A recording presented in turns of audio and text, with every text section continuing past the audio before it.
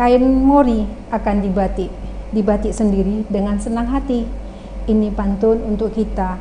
Mari simak sampai selesai. Sebelum acara kita buka, izinkan kami membuka acara ini. Bismillahirrahmanirrahim. Assalamualaikum warahmatullahi wabarakatuh. Waalaikumsalam warahmatullahi wabarakatuh. Halo sahabat Lezi, kantor Kementerian Agama Kabupaten Bantul dimanapun berada. Senang sekali saya Miswa Harmi pada sore hari ini kita dapat bergabung melalui channel YouTube Kementerian Agama Kabupaten Bantul dalam acara Talkshow Ramadan 1445 Hijriah dengan tema moderasi beragama di Bantul. Sahabat religi Kementerian Agama Kabupaten Bantul yang dirahmati Allah, pada kesempatan sore hari ini kita menghadirkan narasumber Bapak Dr. Andes Haji Bambang Inanta. Beliau adalah Kepala Seksi Pendidikan Agama Islam di Kantor Kementerian Agama Kabupaten Bantul. Assalamualaikum Pak. Waalaikumsalam warahmatullahi wabarakatuh. Ini temanya moderasi beragama di Bantul. Ya. Ada yang saya ingin tanyakan, apa yang disebut moderasi beragama dan seberapa pentingnya moderasi beragama dalam kehidupan sehari-hari? Ya, terima kasih. Sebelumnya, Assalamualaikum warahmatullahi wabarakatuh.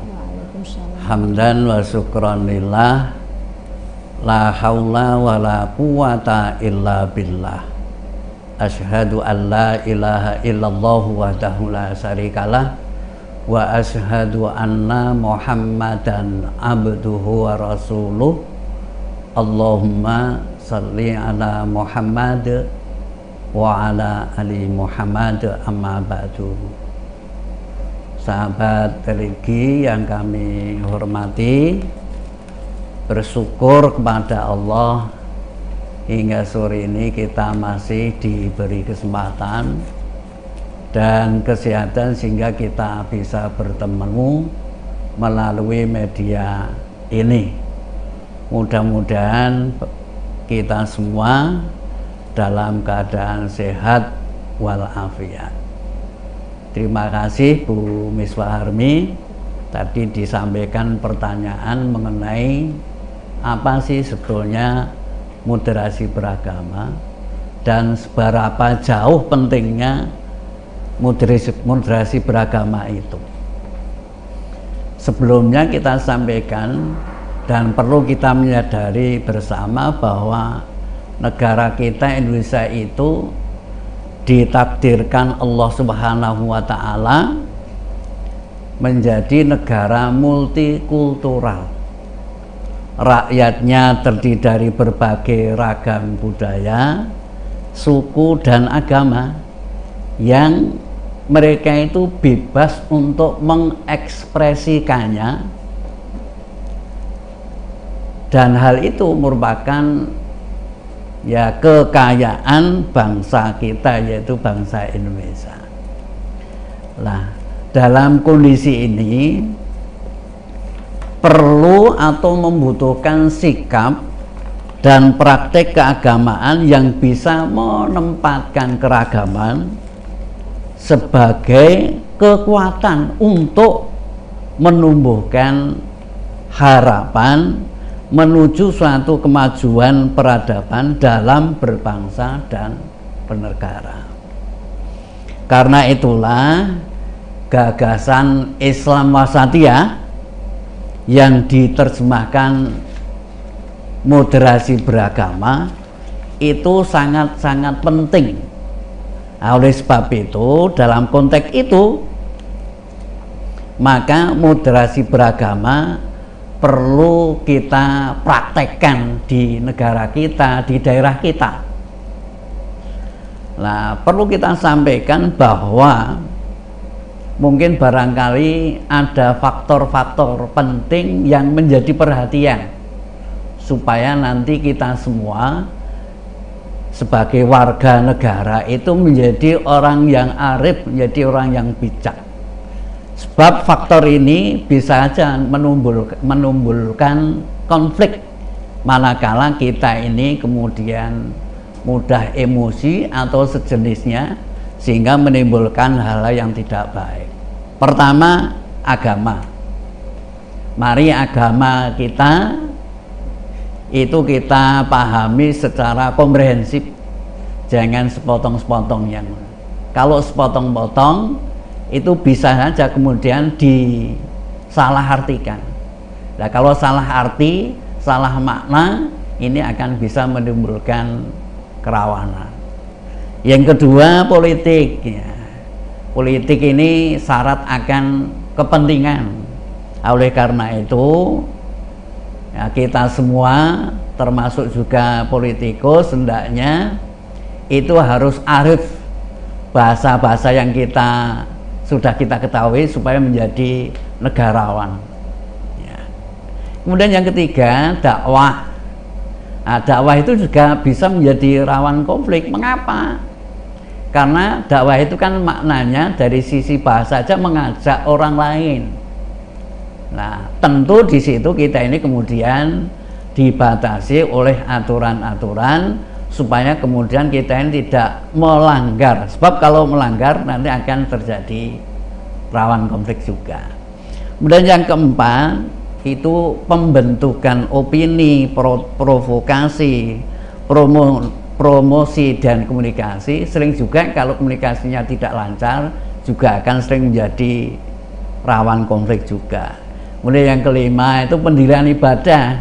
Nah, pendirian ibadah ini mestinya harus melalui prosedural yang sesuai dengan aturan supaya nanti kemudian tidak menjadi problem. Kemudian yang keenam dan ketujuh adalah penguburan jenazah dan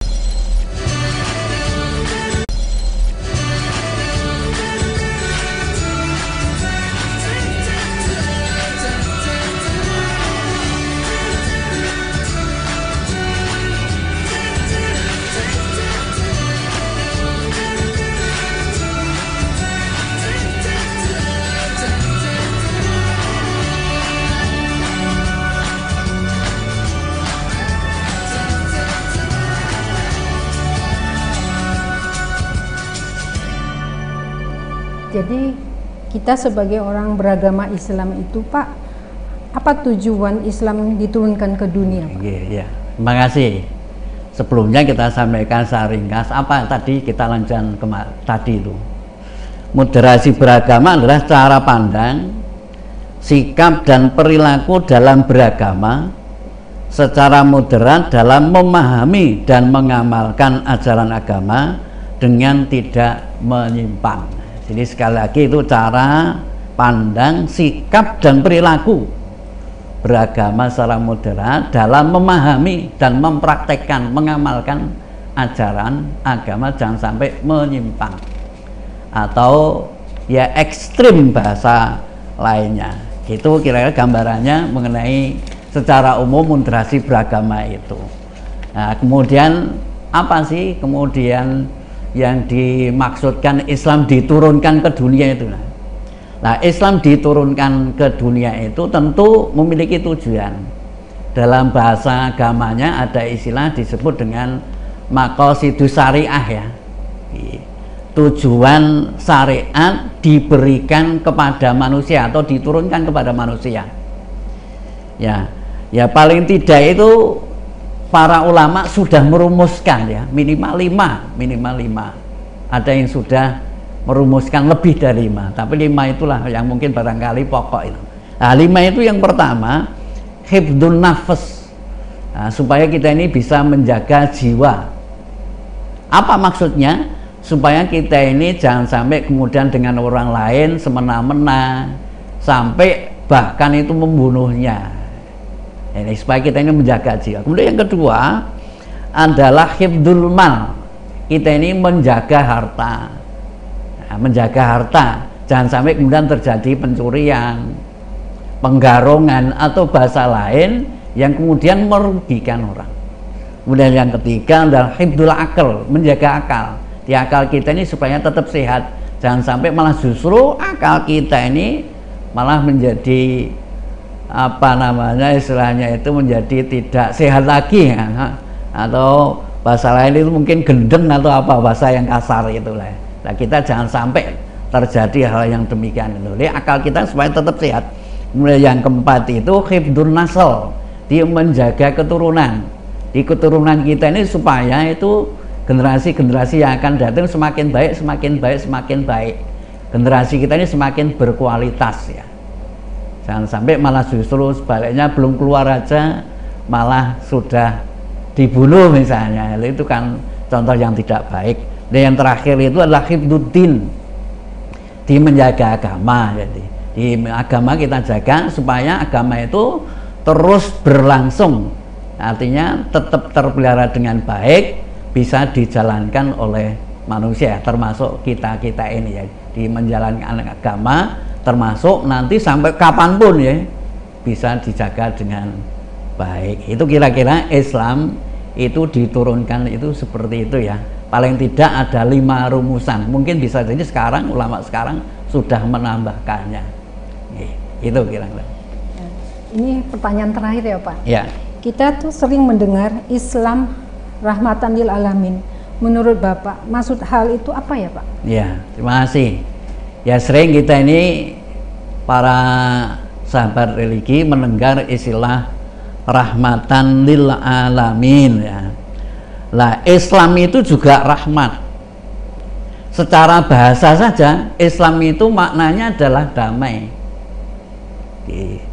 Maka kemudian tentu supaya damai, bagaimana orang itu bisa merasakan juga kenyamanan, keamanan, mendapatkan perlindungan, yang hal ini mestinya harus terwujud ya, mestinya harus terwujud dari sisi nun sewu, bahasa kita Islam itu adalah damai. Maka dengan adanya kita itu mestinya, dengan kita ini ada supaya orang lain itu merasa nyaman, merasa enak, merasa terlindungi. Jangan saya malah justru sebaliknya, ada kita ini menjadi orang menjadi ancaman, jadi orang lain menjadi ancaman. Nah, itu kan tidak benar ya. Maka kemudian dalam sebuah hadis itu pernah disampaikan begini, ada orang yang bertanya, inna rajulan sa'ala Rasulullah SAW, ada seorang laki-laki bertanya kepada Rasulullah SAW, ayyul muslimina khair,